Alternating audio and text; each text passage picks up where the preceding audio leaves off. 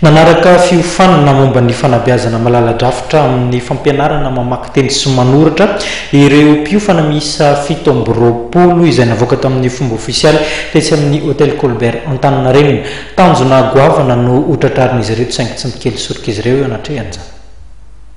Navoaka tamin'ny fomba ofisialy tetsy amin'ny hôtel Colbert Antaninarenina ny andiany kintana. Andiany ahitana mpanentana ara-panabeazana miisa 7 ary nahazo fampiofanana mikasika ny fanabeazana malala-drafitra momba ny fampianarana mamaky teny sy manoratra.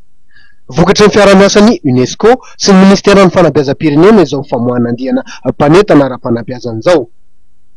Fanabeazana malala-drafitra dia misy karazany telo zany ny fanabeazana.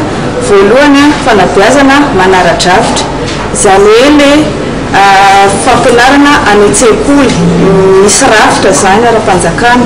Ny malala-drafitra kosa dia malalaka ny rafitra ahafahana manabe olona fa tsy misy rafitra zany na ambaratonga.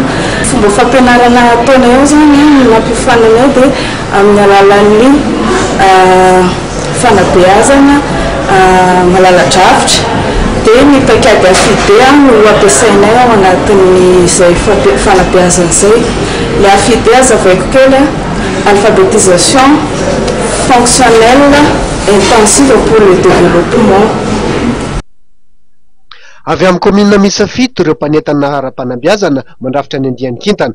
Alefa any amin'ireo faritra ny aviana izy ireo ampita sy hampianatra indray ny fahalalana izay avy notoviziny amin'ireo olona efa lehibe tsy mahay mamaky teny sy manoratra.